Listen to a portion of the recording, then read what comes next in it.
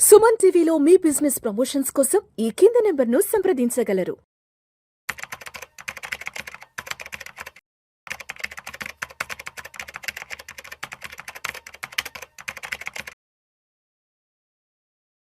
నమస్తే మాధవిరెడ్డి గారు. నమస్తే అండి. Welcome to Suman TV, welcome to Vishnu talks. Thank you.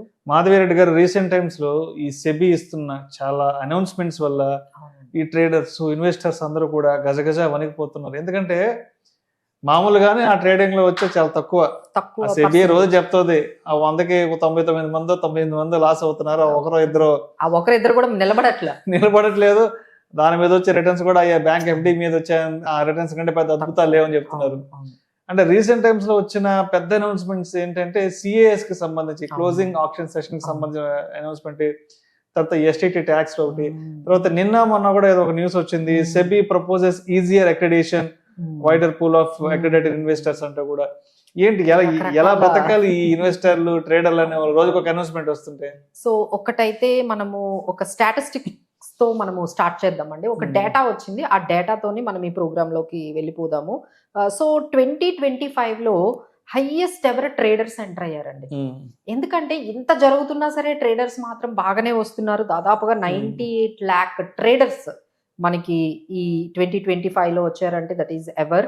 అలానే ఇంకొకటి చూసుకుంటే ఈ 2025 లో దాదాపుగా 1.12 lakh crore పోగొట్టుకున్నారండి. అంటే ఎంత అమౌంట్ వాళ్ళు లాస్ అయ్యారో చూడండి. అంటే ప్రతి ఒక్కరికి యావరేజ్ లాస్ చూసుకుంటే 1 లక్ష నుంచి 2 లక్షలు ఉందండి యావరేజ్ లాస్. అంటే దాదాపుగా మీరు అన్నట్టుగా ఏదైతే ఇప్పటి వరకు సెబీ 99%, 98% కానీ చెప్తున్నారు కానీ, బట్ ఆ 1% వచ్చిన వాళ్ళకు కూడా ప్రాఫిట్స్ అనేవి కూడా అంత ఎక్కువ రావట్లేదు.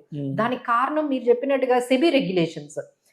అలా కంటిన్యూస్ గా సెబీ రెగ్యులేషన్స్ చేస్తూ ఉంటే వాళ్ళకి ఆ కంప్లైన్స్ కాస్ట్లే వెళ్ళిపోతున్నాయి, ట్యాక్స్లకే వెళ్ళిపోతున్నాయి. ఏమైనా కొంతమంది అసలు 98%, 96% ప్రాఫిట్లే రావట్లేదు పక్కన పెడితే, వచ్చిన వాళ్ళకు కూడా ఈ ట్యాక్సెస్ పే చేయడము, ఎస్టీటీని పెంచడము, తర్వాత ఇప్పుడు ఈ కొత్తగా ఈ సిఐఎస్ని తీసుకురావడము, ఈ కంప్లయన్సెస్ని మెయింటైన్ చేయడానికే వాళ్ళ కాస్ట్లన్నీ అయిపోతున్నాయండి. సో లెట్స్ టాక్ అబౌట్ అసలు ఈ సిఐఎస్ వల్ల ఏ విధంగా ఇంపాక్ట్ అయ్యారు. సో ఒక టైంలో ఈ ట్రేడర్స్ అందరూ కూడా నో ట్రేడింగ్ చేసేద్దాం అన్నంత వాళ్ళకి, అంటే ఒక ఉద్యమం లాగా వెళ్దాము. ఎస్పెషల్లీ అండి ఇది రీటైలర్ ట్రేడర్స్ ని ఎక్కువగా ఇంపాక్ట్ చేస్తుంది. అంటే ఇన్స్టిట్యూషనల్ ట్రేడర్స్ ఇప్పుడు మార్కెట్ లో 75% పైన మెషిన్ ట్రేడింగ్ జరుగుతుందండి. అంటే ఒక హ్యూమన్ ఎంటర్ అయ్యి రీటైలర్ ట్రేడింగ్ చేసే వాళ్ళు రోజు రోజుకి తగ్గిపోతున్నారు.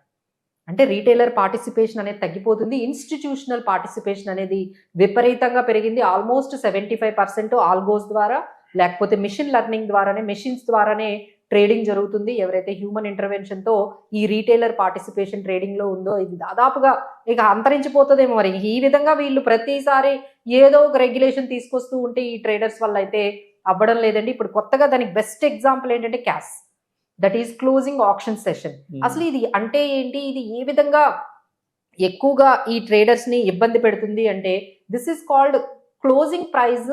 ఎలా డిఫైన్ చేయాలి?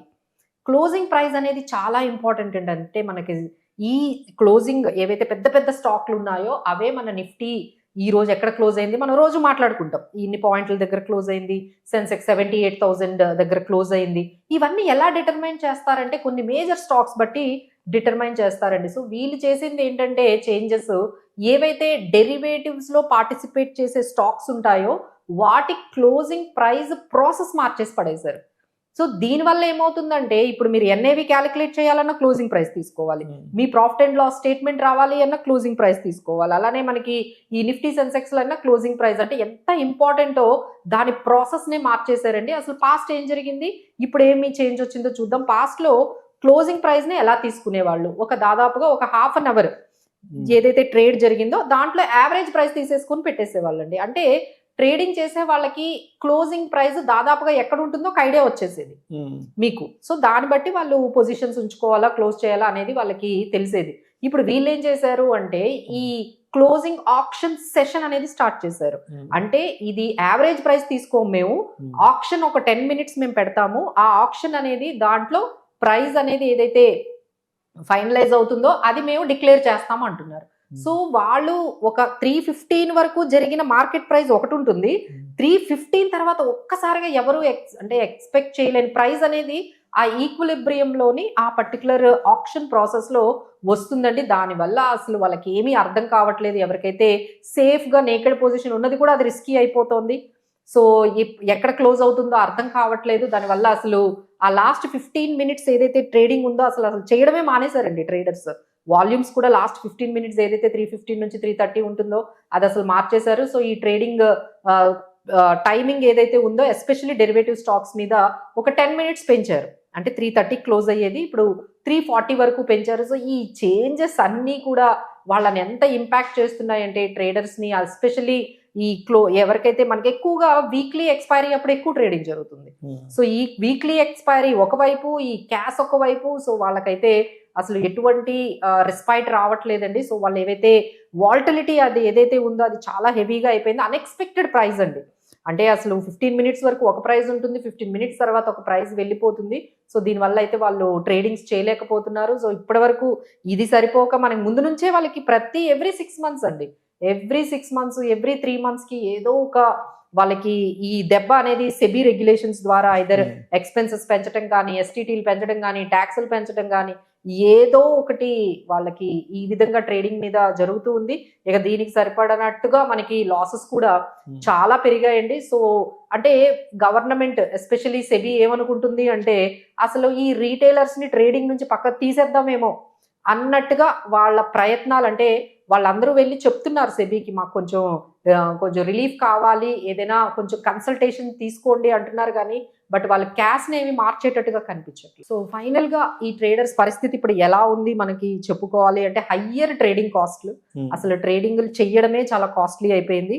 తర్వాత హయ్యర్ ట్రేడింగ్ ట్యాక్సెస్, ఒకవైపు కాస్ట్లు పెరిగిపోయాయి. అంటే ట్రేడింగ్ కాస్ట్ అంటే అప్పట్లో మనకి ఫ్యూచర్స్ తీసుకోవాలన్నా మార్జిన్స్ పెరిగిపోయాయి, ఆప్షన్స్ తీసుకోవాలన్నా కాస్ట్లు పెరిగిపోయాయి. ఆ తర్వాత హయ్యర్ ట్యాక్సెస్ చేసేసారు. ఈ ఫ్రీక్వెంట్ రెగ్యులేటరీ కెవాస్ బాగా పెరిగిపోయాయి. ఎప్పుడు పడితే అప్పుడు ఏది పడితే అది ఆ కొత్త రెగ్యులేటరీ చేంజెస్ తీసుకొచ్చేస్తూ ఉన్నారు. అలానే మనకి ఈ కెపాసిటీ అంటే వీటి అన్నిటినీ అంటే ఎదుర్కొనే కెపాసిటీ కూడా ట్రేడర్స్ కి ఇంకా తగ్గిపోతుందండి. అంటే మీకు ఒకటే దాని మీద ఎన్నిసార్లు కొడితే మీరు నిలబడతారు, మళ్ళీ కొడతారు, మళ్ళీ నిలబడతారు. సో దీనివల్ల ఆ కెపాసిటీ కూడా వాళ్ళకి ఆ ability to handle these kind of changes అనేవి తగ్గిపోతుంది. సో నేను అందరికీ చెప్పేది ఏంటంటే అంత ఈజీగా లేదండి. సో ఏమీ నాలెడ్జ్ లేకుండా, ఏం ఎక్స్పీరియన్స్ లేకుండా ఎవరు కూడా ఇలాంటి సిచ్యువేషన్స్ లో, ఎందుకంటే గవర్నమెంట్ కంప్లీట్లీ ఎగెయినెస్ట్ అబౌట్ దీస్ అంటే వాళ్ళు చెప్పేది ఏంటంటే మేము హెడ్జింగ్ కోసం రన్ చేస్తున్నాము, అసలు మిమ్మల్ని ఎవరు రమ్మంటున్నారు, ఇదంతా కూడా ఇన్స్టిట్యూషనల్ గేమ్ లాగా కంప్లీట్ గా ఇన్స్టిట్యూషనల్ టేక్ ఓవర్ చేసేటట్టుగా మనకి కనిపిస్తుందండి. వాళ్ళకి ఫేవర్ గా కనిపిస్తుంది. సో రీటైలర్ ట్రేడర్స్ అయితే కొంచెం పక్కకు వెళ్ళిపోవడమే మంచిదండి. ఎందుకంటే ప్రతి ఒక్కరికి యావరేజ్ లాస్ 2 lakhs నుంచి 4 lakhs వరకు కూడా ఉంటుంది. బట్ ప్రాఫిట్స్ కనిపించేది అయితే చాలా చాలా తక్కువగా ఉంది. So be alert on these CAS ని ఒకసారి గమనించండి. ట్రేడింగ్ చేసే వాళ్ళు ఒకసారి ఆగండి. అసలు ఏమేం చేంజెస్ ఉన్నాయో ఒక 1 week వరకు మీరు గమనించిన తర్వాత then you can make your strategies better. Right. Thank you so much Madhureddy గారు.